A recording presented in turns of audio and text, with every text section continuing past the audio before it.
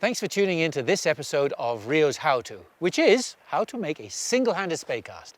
Something I absolutely love doing and something really invaluable to you as an angler, even a trout angler. And I say that because an awful lot of people think that spey casting is only with these giant two-handed sticks. And that's where it came from. Salmon angling in Scotland on a river called the Spey back in the 1800s. Big sticks, da-de-da. I don't need it because I'm a trout angler. Well, that's such a terrible thought process and attitude, because every angler, every fly angler will find a spot where there's a tree behind them. And maybe you can do a roll cast and that gets you out of a situation, but a spey cast is so much more dynamic and energetic than that and better. So we're going to look at that. We're going to look at how to make a spey cast with a single-handed rod. This is just a 9'5" weight. That's fine. That's nothing wrong with that. That's exactly what I like to use. And on the front end of that, probably about the easiest spey casting line you can have for a one-handed rod, and it's just called an in-touch single-handed spey line that we make at Rio, and it's perfect for that because all the weight is at the back, and that is really important in a spey line. So really that's the gear, that's the little prelude into it. Let's see how easy it is and why you make a single-handed spey cast. Okay, let us see what single-handed spey casting is. First of all, get a roll cast right. And that is one of the most important things about spey casting. If you've got a good roll cast, you're going to be 75 to 80% of the way into making a good spey cast. And if you have not seen the Rio episode on how to make a roll cast, stop right now and go and watch that and then come back, because there's a bit of terminology that I'm going to be using that really relates to that video, and I don't want to go over it all again. So check out how to make a roll cast and then come back and press play and continue on here. Let's say you have now. So what is the difference between a single-handed spey cast and a roll cast? Well, there are two differences. First one is what I call the Dloop and the difference in the Dloop. There's a Dloop behind you, and a roll cast has a very small Dloop. It's not far behind me. And it's also passive and dead. It's a lump of line just hanging from the rod. That's what makes my rod bend when I go forward. That's my load. So when the small load, I go forward, it's not very effective. A spey cast, every spey cast, has a much bigger Dloop. And a bigger Dloop means there's more weight, which is more load, which means the rod flexes more, which is a much more efficient cast. Let me just show you two casts. A roll cast with a small Dloop, it goes out okay. And a spey cast, this is called a switch,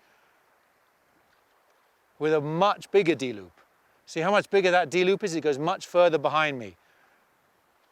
And if it goes further behind me, there's more weight, the rod load's better, da-de-da. So these are much more efficient casts, the spey cast. And the second reason you do a spey cast over a roll cast is a roll cast cannot change direction efficiently. So a downside with a roll cast is you have to make a forward stroke parallel and close to the train track. If your train track is here, you have to go there. All right, so if your train track is here and the fish is over there and you try and make a roll cast over here, it doesn't work because you can't change direction with a roll cast. So with a spey cast is simply a way to move your train track to where you want to go. Let's show you. I'm going to show you something really just crazy. My line's down here and a fish is rising over there. Let me just do something like this. Drop. Look where my line is. It's a completely different position. My train track is now facing here. I can make my roll cast there. So the simplest way to look at a spey cast is you move your train track to where you want to go. The last part of the spey cast that makes it better than roll cast is how much fly line's on the water when you go forward. So when I go forward with this roll cast, I've got about 15 feet of fly line lying on the water. The line is gripped by the surface film, and that's not very good. On the switch cast, you'll notice when I keep going with this switch cast, there's about a foot of fly line in the water. The leader's on the water, but just a foot of fly line. Like that. You see how little fly line's touching the water? Not only is the Dloop bigger, but the amount of fly line on the water is way less. And that is a thumbs up. That's great because the line on the water is drag. All the energy you put into the cast is sucked out. by the water surface film. So you want to avoid it. So those are the two differences between your roll cast and your spey cast.